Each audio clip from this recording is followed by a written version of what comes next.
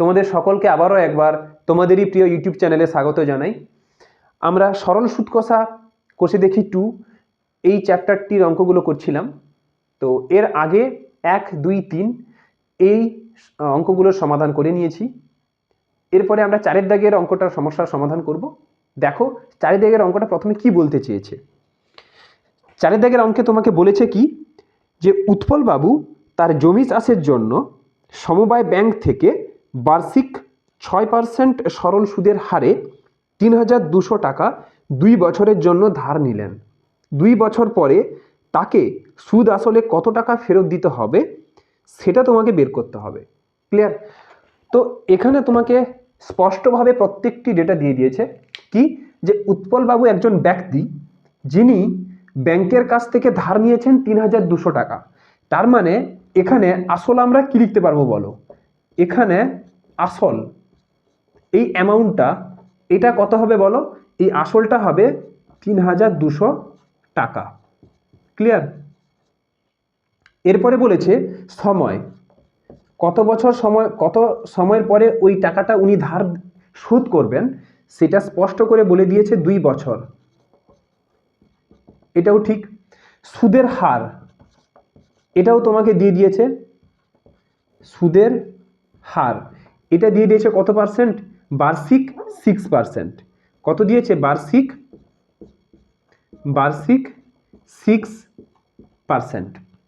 এই সুদের হারে তোমাকে এইগুলো তোমাকে দিয়ে দিয়েছে। এখন ওই ব্যক্তিকে 2 বছর পরে কি পরিমাণ টাকা ব্যাংকে রিটার্ন করতে হবে সুদ আসলে, সেটা তোমাকে বের করতে হবে। দেখো সুদ আসলে তোমাকে রিটার্ন করতে হবে, এ কথা বলার অর্থ তোমাকে প্রথমে সুদ বের করতে হবে। তুমি তো আসল পেয়ে গেছো, সুদ বের করতে হবে। সুদ বের করলে তুমি সুদের সঙ্গে আসলটাকে যোগ করলে তুমি তোমার কাঙ্ক্ষিত উত্তরটা পেয়ে যাবে। এর জন্য আমরা কি করব? সুদ বের করব। লিখব কি, যে গণিতের ভাষায় সমস্যাটি হলো, যে গণিতের ভাষায় সমস্যাটি হলো,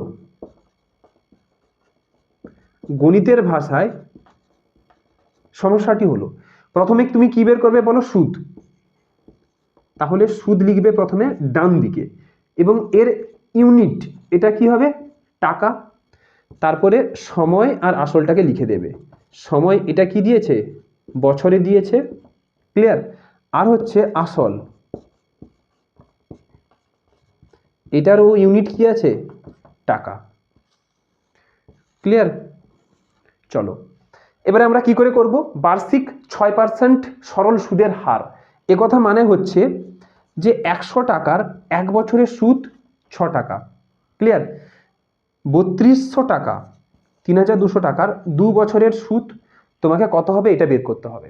লিখবে কি, অতএব 100 টাকার 1 বছরের সুদ এটা কত টাকা? 6 টাকা। তাহলে 1 টাকার 1 বছরের সুদ এটা কত হবে? 6/100 টাকা এইটা হবে। ক্লিয়ার? কারণ কি, সুদের সঙ্গে সময় এবং সুদের সঙ্গে আসল দুটোই হচ্ছে সরল সম্পর্ক।